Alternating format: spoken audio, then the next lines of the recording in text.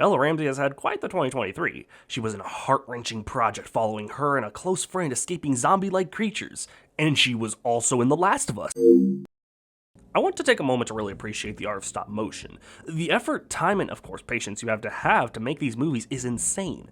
For instance, Paranorman, my all-time favorite stop motion animated movie. Paired with Coraline, yes, softies, started production in 2009 and wouldn't release until 2012. That's 3 years of making the models move and recording said movement frame by frame. That sounds great, Kathy. You know, you're gonna love my boyfriend.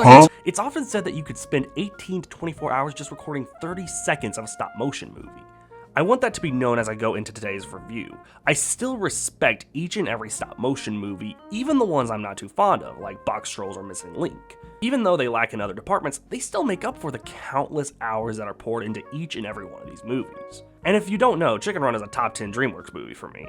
From the style, to the sick dark humor, to the villain, to the main characters, it is a great movie. And it should just be known, Aardman are kinda just known for their efforts. These are the guys behind Wallace and Gromit and Flushed Away, Early Man, nope, nobody remembers Early Man. But Chicken Run has become something of a cult classic, so many people calling it one of DreamWorks' greatest achievements. So 23 years later, after all this time, Chicken Run: Dawn of the Nugget, the long-awaited sequel to Chicken Run. It's alright.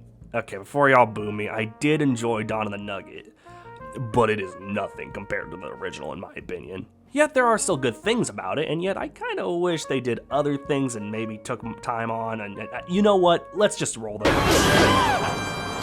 Years have passed since the chickens escaped Tweety's farm. Ginger and Rocky have a life, a kid now, new voice actors, yeah, we'll get to that. Their daughter Molly is sick of being cooped up, yeah, ain't I funny? And one night runs away, meeting an equally weird chicken named Frizzle, and getting captured and taken to a chicken farm of sorts, which, you guessed it, is run by the villain from the last film, Miss Tweety. It turns out this chicken farm is actually a big old play place, which, to Molly and Frizzle, seems alright. But certain things happen that make Molly realize they need to escape.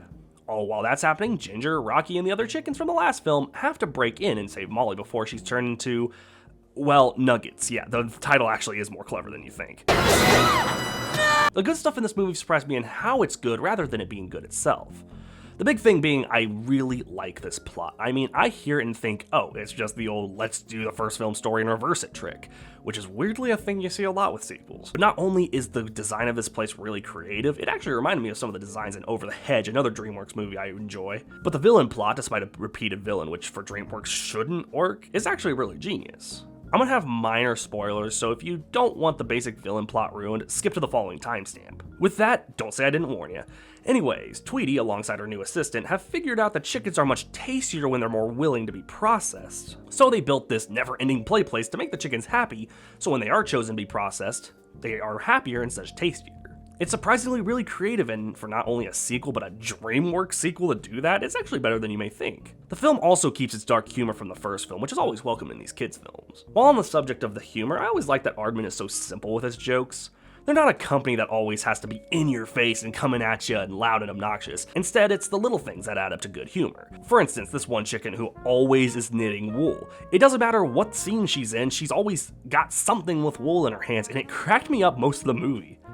It shows that smart humor can still be entertaining. With that, I like that this movie didn't go for a very repetitive plot. Like, it would have been easy for when Ginger heard the chickens in the truck, she simply would say, let's go get them, bust them out, here we go again. No, she actually tells the chickens to hide so the humans won't get them. Such, it's not like the first movie at all. For a few reasons, yeah, we'll get to the old voice actor thing. Another thing I've always liked about Aardman are their human models, in that they never look the same. Wallace is different from Mr. Tweety is different from the farmer from Shaun the Sheep, the farmer from Shaun the Sheep is different from the characters in Early Man.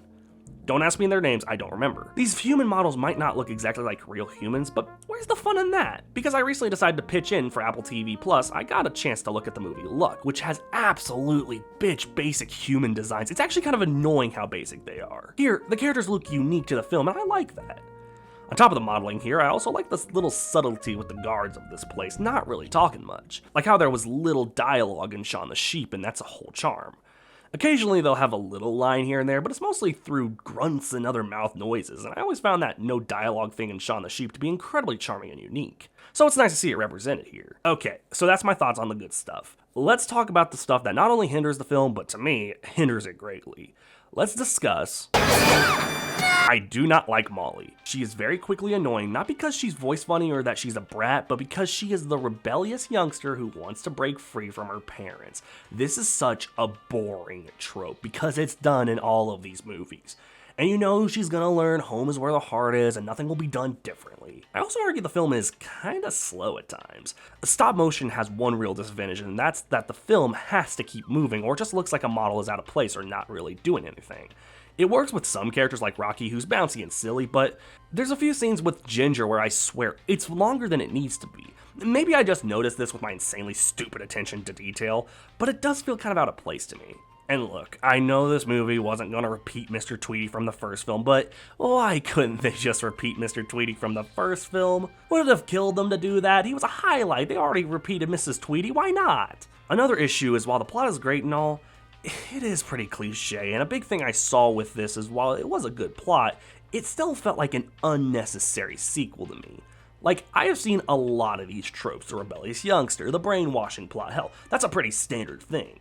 And only the way the villain's plot was executed was different. The overprotective parents, I've seen a lot of these tropes, which is fine, but do something different with them, and for me, this movie doesn't. And to agree with a guy I follow on Letterboxd, yes, the first movie is funnier. This one is still funny, but I feel like I got more heavy laughs from the first movie, which had a lot of that good old Aardman humor that made movies like Curse of the Were-Rabbit and of course the original Chicken Run so good.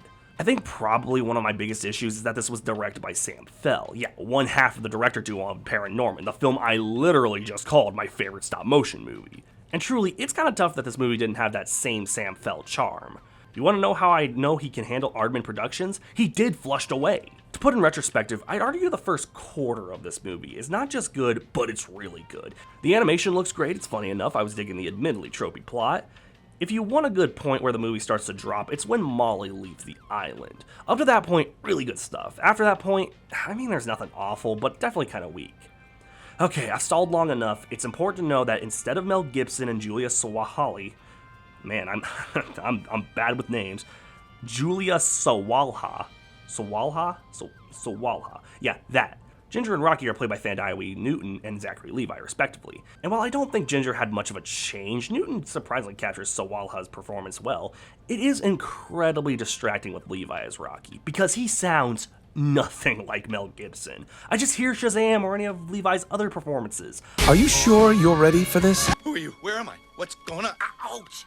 What happened to my wing? I don't feel like this is the same Rocky. I get it, Mel Gibson has definitely lost his mind since the first one released, but plenty of people sound like Mel Gibson. Was it that tough to find someone who could fit the mold? It also doesn't help that, keep him with Zachary Levi's so fun charm, whenever Rocky is on screen, he has no chemistry with any of the other characters. Not even the rats from the first movie, which they had good chemistry in the first movie. What happened?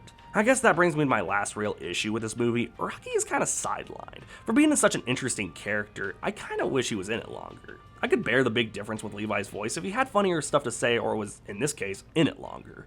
Okay, so that's my summary. Let's get to... As you can see, I do like this movie more than dislike it, but I do like the first movie better. I feel the slow pacing and tropey nature of the film does taint it, but the surprisingly original plot, the consistently funny humor, and overall creativity keeps it from the yellow or red zones for me.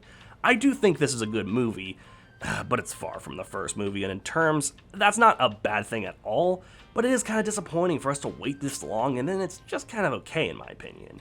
It's not a masterpiece, but it's fun enough, and I think kids and adults will find it a high-flying fun time. Well, until next time, well, color me impressed, the chicken did run!